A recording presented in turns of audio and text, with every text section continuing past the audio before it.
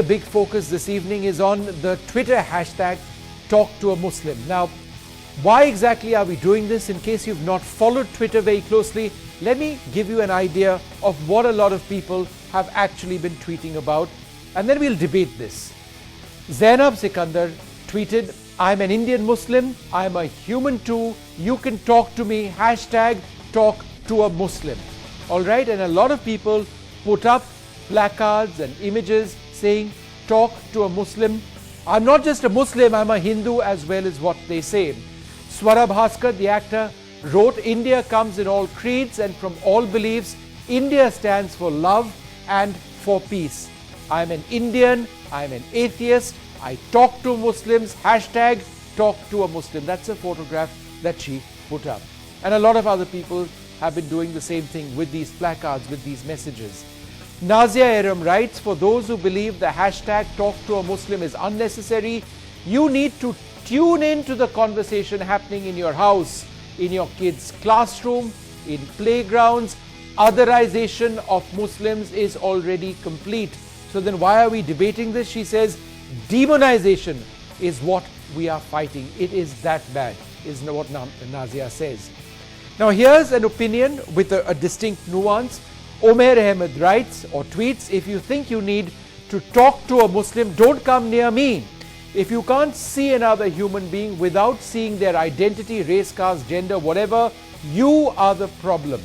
But the fact of the matter is, unfortunately, we are debating this simply because of the fact that there are so many, and for so many reasons, who actually identify people on the basis of their religion.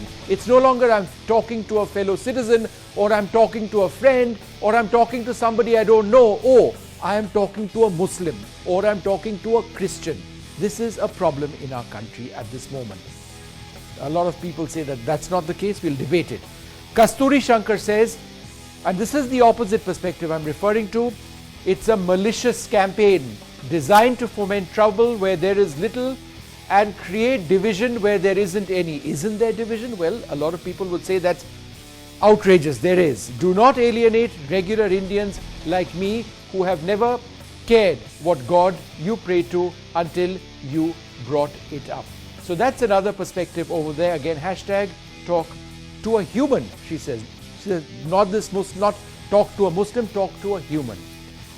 Rahul Ishwar, who joins us in the program, tweeted, "Why is talk to a Muslim trending? I don't know, but talking is always a great thing to do. Talk to a Hindu, talk to an Indian, talk to a Christian, and talk to a Muslim. Let's talk. Talking is medicine against poisons of hate and fear." But a lot of people would say there is very real reason why talk to a Muslim is important in the present situation. So that is our debate this evening. And I'm just going to introduce our panelists, and a lot of them have been tweeting about this a lot. Rana Safwi, the historian and author, with us. Thanks very much, Rana, for being with us. Rahul Ishwar, as I mentioned, the social activist, joins us as well. Saima, the RJ with Radio Mirchi, and Zainab Sikandar, the writer. I'd like to thank all of you very much for joining us. Rana, let me come to you first. How would you respond to those who say that we didn't really need to have this conversation? Why reinforce a stereotype? The time has gone when we would brush the dust under the carpet. The past few days, things have come to such a head that it seemed almost as if talking to a Muslim was a crime.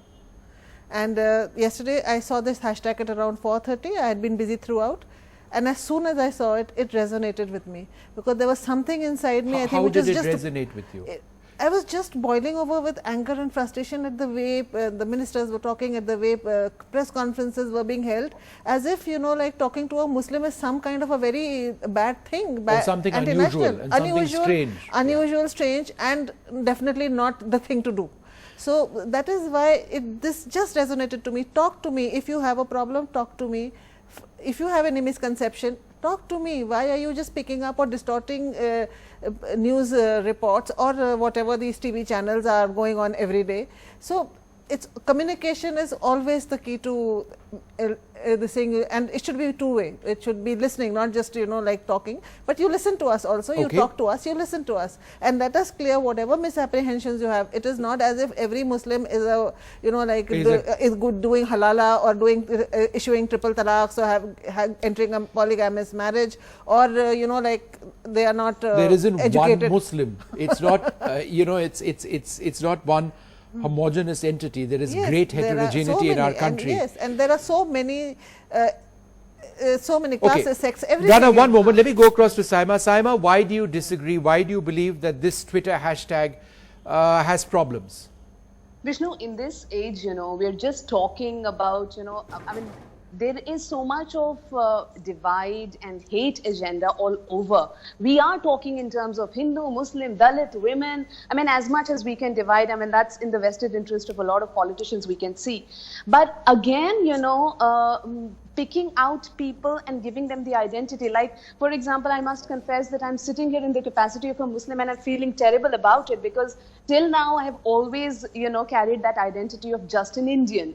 So if there are some people who are encouraging this trend of calling, segregating people as Hindus, Dalits, women, Muslims, can we not let that stand, get vindicated by again talking in Hindu and Muslim? Talk to a Muslim, talk to a Dalit, talk to a woman, talk to OBCs.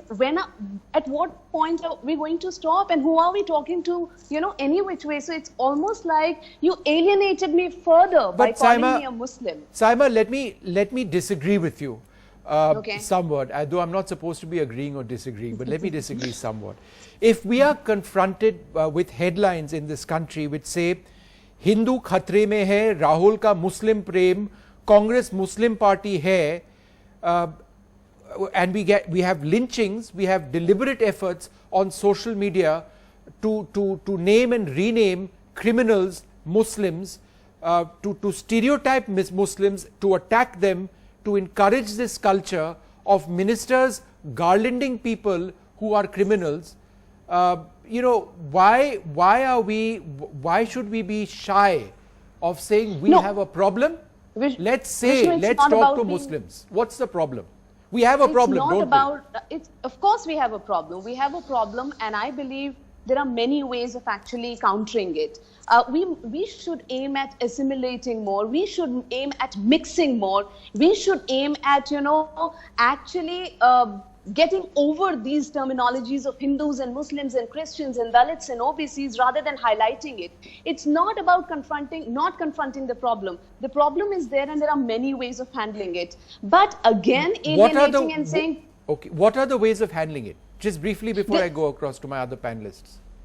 We have to get into discussions, conversations, make efforts of mixing, not calling each other, deliberately saying that we will not call each other anything other than Indians. Can we stick to that? But that's not in your hands or in my hands, is it? Why can't we start Why are we having this discussion? We are having the discussion. Saima, we are having the discussion because we can't. It's no longer the reality, the way it's reported, the way people talk of us just being Indians. It is a polarized community. It has been deliberately done by some people who believe it is in their interests to do so. That's what a lot of people are fighting. So the agenda has to be a little more sunshine. It cannot be, the moment I read Talk to a Muslim, I was like, oh my God, which category have I fallen into? So I'm just saying that, it has to be much more sunshine, positive. Why can't we start positive hashtag saying, let's just call ourselves Indians and not anything else? Okay. Why I'm being pitched against a certain community? Zainab, how would you respond to that? Why am I being pitched against another community? Why couldn't the hashtag have been let's talk as Indians or something of that sort? How would you respond to that? Okay, so let me start off by saying that the first sentence of this tweet is, I am an Indian Muslim. That's exactly what we are trying to say, that we are Indians, we are citizens of this country, and please don't make us feel like the other. Please don't make us feel like, okay, if you talk to us, there is a problem if you talk to us. Because obviously that is the narrative, that is the discourse, that is the popular discourse, at least on media. You know, and that is what everyone hears 24/7 on a daily basis since a long time. I mean, all we've been hearing is, okay, this one spoke to a Muslim, there is Muslim appeasement, that one spoke to a Muslim. And the worst part of this is that they also kind of make Muslims synonymous with the word Jinnah, which I, as an Indian Muslim, find extremely offensive. How dare does anyone say, you know, kandhe pe janeyu dhari or whatever, and dil mein Jinnah? So are you saying that Muslims are same as Jinnah, who was a Pakistani leader, who, you know, I mean, I find that completely absurd. And the fact that Muslims, a certain section of Muslims, are finding it offensive that we said talk to a Muslim is actually so bizarre, because they should actually look at it as a positive thing. We're saying, look, you can talk to us. It is okay if you talk to us. You know, there's no problem if you talk to us. We are just like any other Indian. Don't bracket us. Actually, that's the message we're sending across, that you don't need to bracket us into a category. We're just like you, so talk to us, and don't make it a big deal if you talk to us. Because see, that's the political discourse. If we kind of disengage from the political discourse, it's wrong. Okay, I want to go across to Rahul Ishwar, who joins us once again. We have to speak in context of the politics. Sure, one sec. Let me just go across to Rahul Ishwar. Just trying to think that, you know, just trying to make ourselves believe that, Zainab, we half are a not, second. we're not in this India. Zainab, half a second. The problem is not there. Let me go across to Rahul. He's on the Skype line. Identity politics is happening. I don't think she can hear me. Yeah, one sec. Rahul, let's face it, in our country, secularism, harmony, liberalism, these are presently bad words. You know, the words which are doing the rounds are secular, libtard, commie, prostitute, whatever. And, you know, whoever doesn't, you know, I mean, people are stereotyped into those who are Hindu and those who are enemies of Hindu. The Muslims are coming, Hindu khatre mein hai. That is the discourse. It is there in the media, in the so-called North Korean channels all the time. Now, can I point out one thing, Vishnu? Yeah, so Rahul, so this is necessary. One, I am a proud Brahmin, I am a proud Hindu, and I am a proud right-winger who is an on-ground Hindu activist for the past 12 years. I have voted for Modi ji, and I will again vote for Modi ji in 2018. But at the same point of time, I understand there is a Brahminical chauvinism, upper caste Brahminical chauvinism masquerading as Hindu interest and nationalism in my nation. I am against pseudo-secularism. In the same way, I am also against pseudo-nationalism. As a Brahmin and as a Hindu activist, I know that many of the hardliners in my community, like Arijit Shashwat, who is the son of a present minister, who is going to Muslim areas and creating riots, and then saying that, you know, he just told Jai Sri Ram, that's the reason why Muslim attack. We understand this is drama and this is bogus. This is all because of a particular thing. Our Brahminical hardliners want some kind of an imaginary enemy to fight with. We Hindus lack some kind of consolidation points. Just like our Christian brothers have a Sunday and the Muslim brothers have Friday, we Hindus don't have any socio-spiritual gatherings. So the hardliners of my community uses this paranoia, the otherization, to consolidate Hindus with an imaginary Muslim enemy. That's the reason why all this propaganda comes. This was told by Ambedkar almost 70 years ago. Now, how to solve it? We cannot have a Nehruvian secularist paradigm to solve it. We need to have what does Nehru have to do with it?